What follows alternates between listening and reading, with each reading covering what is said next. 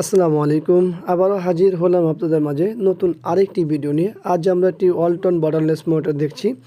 এটি কী সমস্যা বা কীভাবে সমাধান করা যায় সম্পূর্ণ ভিডিওতে দেখানোর চেষ্টা করব।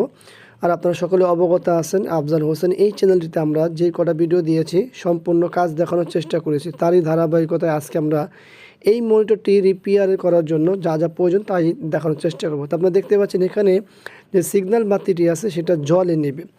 তো সিগন্যাল বাতি জলে নিবে পেছনে অনেক কারণ থাকে, সেটা অ্যাডাপ্টার হতে পারে, মাদারবোর্ড থেকে হতে পারে, প্যানেল শর্ট হতে পারে। অনেকে প্রশ্ন হতে প্যানেল শর্ট আবার কীভাবে হয়। তো হতে পারে, আমরা যেহেতু এখনও খুলিনি, বাইরে থেকে দেখে যতটুকু বুঝলাম ততটুকুই বললাম। তো আমরা ব্যাক পার্টটি খুলে নিয়েছি। এই হলো ভিডিও বোর্ড, এখানে হলো আমাদের প্যানেলের টিকন বোর্ড, এলবিডিএস কেবল দেখতেই পাচ্ছেন, 10 জোড়া একটি এলবিডিএস কেবল, আর হলো সিগন্যাল বাতি।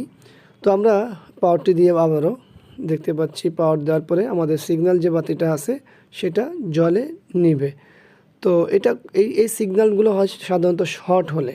তো আমরা এটা প্যানেলটা ডিসকানেক্ট করে প্যানেলের এলবিডিএস কেবল ডিসকানেক্ট করে নিলাম। তারপর দেখি কী অবস্থা হয়।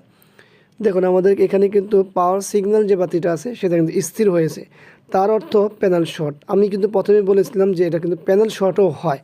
তো আমরা অলরেডি দেখতে পেলাম যে এখানে প্যানেল শর্ট আছে। তো এখন এই ধরনের শর্ট আমরা কিভাবে সমাধান করব? কারণ হচ্ছে যেহেতু আমাদের প্যানেল ভোল্টেজ ইন করলেই কাট থেকে অটোমেটিক সিগন্যাল বন্ধ হয়ে যাচ্ছে, মানে রিস্টার্ট হচ্ছে। তো সেক্ষেত্রে আমরা কিছু না কিছু পদ্ধতি তো অ্যাপ্লাই করতে হবে, যেটাকে বলা হয় বিকল্প কোনো কিছু। তো এটা হলো আমাদের ডিসি টু ডিসি আইসি। শর্ট যেহেতু আছে, আমরা কিন্তু প্রত্যেকটা জিনিসকেই সন্দেহ করে চলতে হবে। সেটা হতে পারে ক্যাপাসিটার, হতে পারে আমাদের আইসি, হতে পারে আমাদের কফ আইসি থেকেও শর্ট। তো আমরা দেখতে পাচ্ছি এখানে কীভাবে কী কাজ করা হয়েছে। তো যাই হোক, আমরা দেখি কি করতে পারি, অবশ্যই আপনাদেরকে সেই বিষয়গুলো জানাবো। তো এখনও কিন্তু পাওয়া জ্বলছে। আমরা এই জায়গাটা যেটা করব সেটা হলো আলাদা ভোল্টেজ ইন করব। তো চলুন আমরা যেহেতু আলাদা ভোল্টেজ ইন করে এরপর আমাদের শর্টটা বের করতে হবে। আমরা পাওয়ার সাপ্লাই দিয়ে আলাদা 5 ভোল্ট যে প্যানেল ভোল্টেজ আছে 5 ভোল্ট ইন, সেটা দিয়ে আমরা দেখব। তো এই হলো প্যানেল 5 ভোল্ট ইন করেছে, আপনারা দেখতে পাচ্ছেন এখান দিয়ে একটা গ্রাউন্ড নিয়েছে, একটা 5 ভোল্টের জন্য আলাদা তার নিয়েছে। তো আমি একেবারে 5 ভোল্ট করে নিব। করার পরে কী সমস্যাটা বের হয় সেটা একটু দেখাবো আপনাদেরকে। এই তো আমরা পাওয়ারটি দিয়েছি, কিন্তু আমরা অলরেডি একটা সমস্যা পেয়েছি। এই যে একটু খেয়াল করুন, এই যে দেখতে পাচ্ছেন এটা হলো আমাদের প্যানেল ক্যাপাসিটার। এই ক্যাপাসিটারটি মূলত আমাদের শর্ট, যার কারণেই আমাদের এই পাওয়ারের সমস্যা করতে চলে। পাওয়ার দিলে সিগন্যাল বাতিটি জ্বলে এবং নিবে। তো আমরা এখন আবার সরাসরি চলে যাব, পাওয়ার দিব। যেহেতু আমাদের এলবিডিএস কেবলটি আমরা লাগিয়ে নিয়েছি, এখন আমরা পাওয়ার দিব, তারপরে দেখব। তো চলুন পাওয়ারটি ইন করলাম।